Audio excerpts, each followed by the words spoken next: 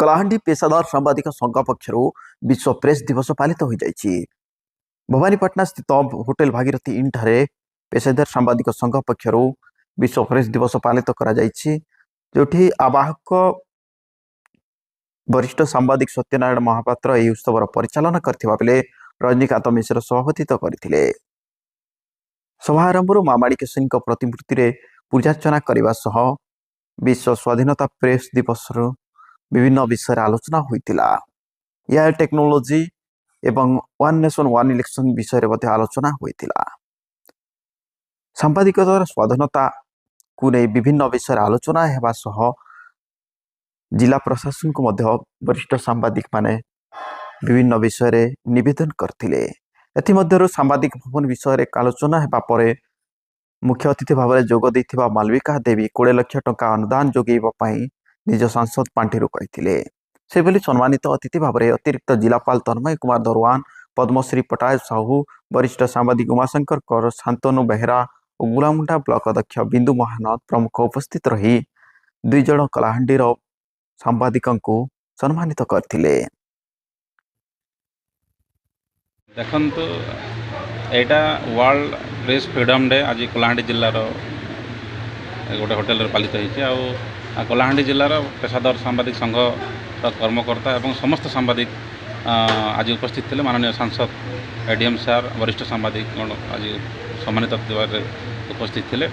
आ निश्चित भाव गोटे सांबादिकता एवं सांबादिक गोटे प्रति स्वाधीनता निश्चित भाव में रहा कथा। आउ से विषय आज पुंखानुपुंख भाव में आलोचना करा जायतिला। आउ जहाँ भी जहाँ जिते समस्या रही, बड़ समस्या हो, छोट समस्या हो, व्यक्तिगत हो, सामूहिक हो, केवल सांबादिक मान द्वारा ही प्रशासन सरकार पाखे जाऊँ। सही समस्यार समाधान केवल सांबादिक मान द्वारा ही समाधान हो पारुछि।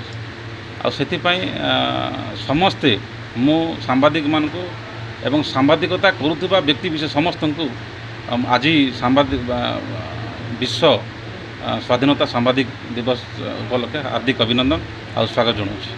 सामाजिक सुरक्षा और पेंशन बाबद संदेश देवे कि कौन पदक्षेप देखंतु नूतन सरकार ओडिशा रे गठन 10 मास होती।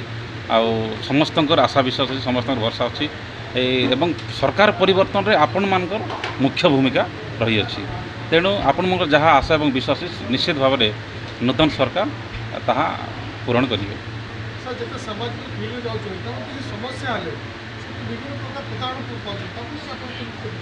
आज्ञा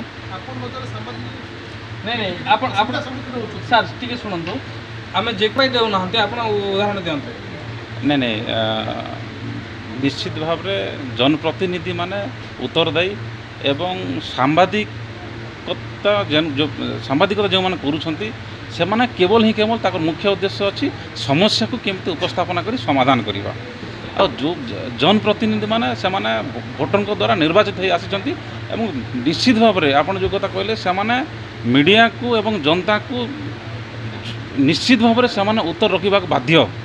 वार्ड मेंबर हूँ, चेयरमैन हूँ, सरपंच हूँ, विधायक हूँ, सांसद हूँ, जेकोसी जनप्रतिनिधि हूँ। आउ निश्चित भाव में एटा मु विरोध करी जो मैंने मतामत दौना कि गोटे समस्यार मतामत मांगले जो दौना से विरोध करी। समस्ते एटा देवा कथा आउ देवा बाध्य। आम दीर्घ दिन तले जानी आपन जानी थे मोर घर को प्रत्येक दिन सांबादिक बंधु जाइए जो उपस्थित मोर घर को प्रत्येक दिन शताधिक लोक निज निजर व्यक्तिगत एवं सामूहिक समस्या धरिक जाती।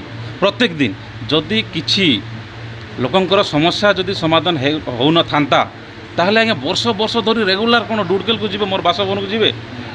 राज्य सरकार एवं केंद्र सरकार जहाँ भी योजना लोकाभिमुखी योजना अच्छी जो माने समस्या धरी आसती आम चेष्टा करूँ समाधान केमिति हम।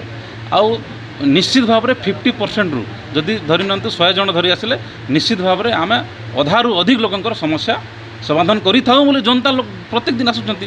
जहाँ आप अभियोग आनिले मोर जनता दरबार रे किए बीजेडी किए कांग्रेस किए बीजेपी मोर सेमती नहीं आज्ञा। मो चेयरमैन मो लोकंकर भोट पाइनी किंतु लोकंकर काम करुच्ची।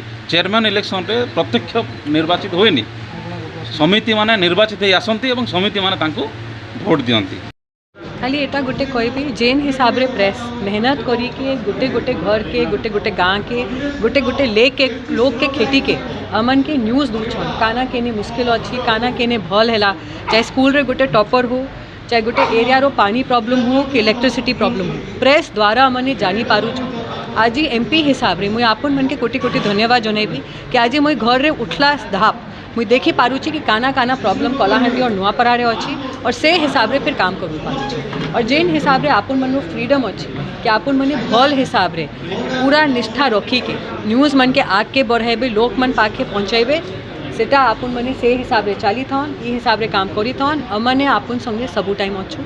धन्यवाद। दीर्घ दिन धरिकी सांबादिक मैंने गोटे लड़ाई कर प्रेस्टिज पेंशन और प्रोटेक्शन दाबी आज पर्यंत ओडिशा रे सांबादिक सुरक्षा आईन प्रणयन हो पारा ना जहाँ फल विभिन्न समय बड़ बड़ लोकंर द्वारा आक्रमण शिकार सांबादिक आप केन्द्र किसी प्रस्ताव आगत कर बिल्कुल करबी आज्ञा मुझे आपन मन द्वारा चिट्ठी गोटे लिखिकी नेबी तार संगे मोर चिट्ठी अटैच करिके मुझे जरूर सेंटर रे नेबी और आपन मन रिस्पेक्ट लागी हमने आपन संगे अच्छु कहीं आपन मैंने जेनटा आज आज्ञा कहते फेक न्यूज़ रॉन्ग न्यूज़ एटा मन के नहीं भावुची मैं खाली गोटे जिन जानूची कि प्रेस और अमने एमपी हो एमएलए हो लोग हो अमनटा आके संगे बरबाट और संगे अमने बढ़ू और आप पेंशन जितनी भी प्रॉब्लम अच्छी मत लिखित रे जरूर देवे मुझे आके जरूर